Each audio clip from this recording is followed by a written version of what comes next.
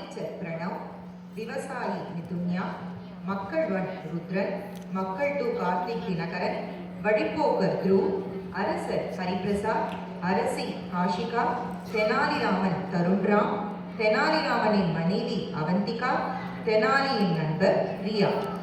இடம் மரத்தடியில்.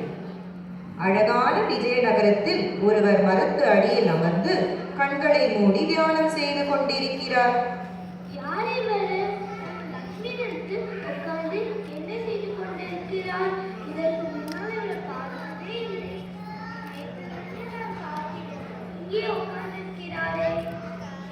ஆமா ஆமா, நானும் பார்த்து கொண்டுதான் இருக்கிறேன்.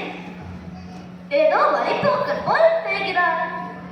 மரத்தடியில் உட்கார்ந்து தவம் செய்வது போல் தெரிகிறது. லக்ஷ்மி, உனக்கு தெரிந்தவரா? நிலத்திற்கு தண்ணீர் பாய்ச்சும் போது நான் அவரை பார்த்தேன். மரத்தின் கீழே உட்கார்ந்து ஓய்வெடுத்துக் கொண்டிருக்கிறார் என்று நினைத்தேன். செப்பு பட்டயம் மண்ணில் இருந்து மெதுவாக வருகிறது. பாருங்கள், ஒரு செப்பு பட்டயம் மண்ணிலிருந்து வெளியே வருகிறது. ஆம், செப்பு பட்டயமேதான். என்னோட ஆச்சரியம். இதுதான் என் கனவில் முன்னோர்கள் சொன்ன புதையலா? என் முன்னோர்கள் பெயர் பொறித்து செப்பு பட்டயம். இது எங்களிடம். அதே பெரிய செப்பு பட்டயம் திடீரென்று மண்ணிலிருந்து வரும். எனக்கு ஒன்றும் புரியவில்லை. வாருங்கள், நாம் போய் அரசுடன் முறையிடுவோம்.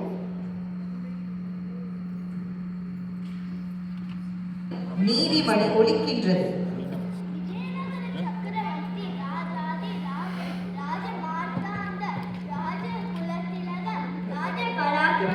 மகாராஜா கிருஷ்ணதேவராயர் மற்றும் மகாராணி திருமலா தேவி வருகிறார் வருகிறார் வருகிறார்.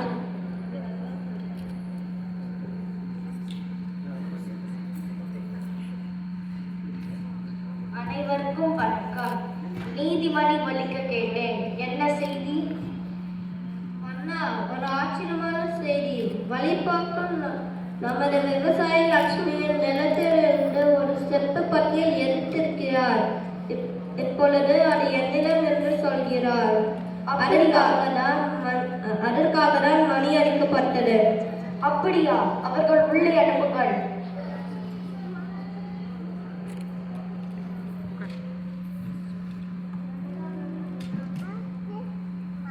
மதிப்புக்குரிய மன்னர் கிருஷ்ணதேவராயர் அவர்களுக்கு அன்பான வணக்கங்கள்.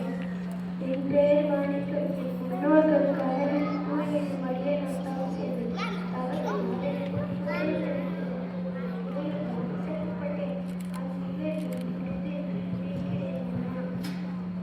அது எப்படி? தவம் செய்தவுடன் ஒரு புதையல் கிடைக்கும்? முன்னோர்கள் ஆசை என்று நினைக்கிறேன் மன்னா. என் முன்னோர்கள் ஆசையபடி அது நிலத்தை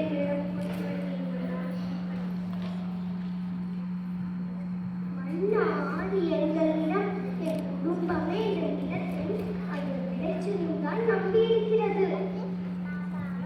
செப்பு தகரை நிறம் தாருங்கள். படி அவர் சொன்ன பெயர்தான் போட்டிருக்கிறது. விவசாயி, உங்களிடம் வேறு ஏதேனும் நிலப்பத்திரம் இருக்கிறதா? பத்திரமே இல்லை. தலைமுறை தலைமுறையாக இதுதான் விவசாயம் செய்து கொண்டிருக்கிறோம். நிலப்பத்திரம் இல்லாமல் நான் இங்கே என்ன செய்ய முடியும்? அப்படி சொல்லாதீர்கள் அமைச்சரே. நிலத்தை எப்படியாவது காப்பாற்றிக் கொடுங்கள் மன்னா. ஒரு பக்கம் பெயர் பொறித்த செப்பு தகர, இன்னொரு பக்கம் நம் கண் முன்னே விவசாயம் செய்பவர். என்ன தெனாலிராமா, சிக்கல் புரிகிறதா? உனக்கு 2 நாள் அவகாசம் தருகிறேன். அதற்குள் நீ தீர்வு சொல்ல வேண்டும். அப்படியே ஆகட்டும் மன்னா. என்ன நம்பரே, என்ன நம்பரே, நீ அந்த வழிபோக்கரை வந்துகிறாயா? ஏனப்பாரு கேட்கிறாய்?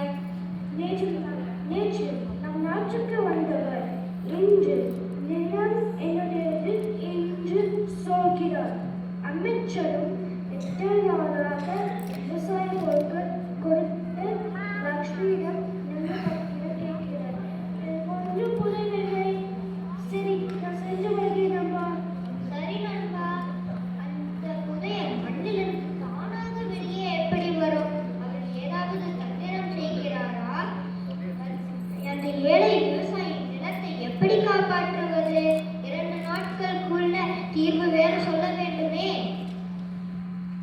தெனாலிராமன் சிந்திக்கத் தொடங்கினார். என்ன யோசித்துக் கொண்டிருக்கிறீர்கள்? நான் 2 நாட்கள் முன்பு சுண்டனை ஊற வைத்ததை மறந்துவிட்டேன். அது நன்கு ஊறி பாத்திரத்தில் மேலிருந்து உப்பி கீழே விழுந்து விட்டது.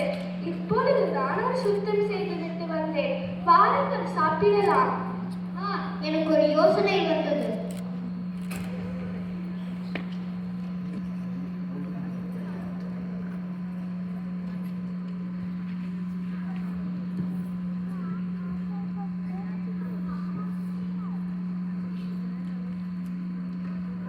தெனாலிராமன் அரண்மனை வாசலில் தவம் செய்து கொண்டிருக்கிறார்.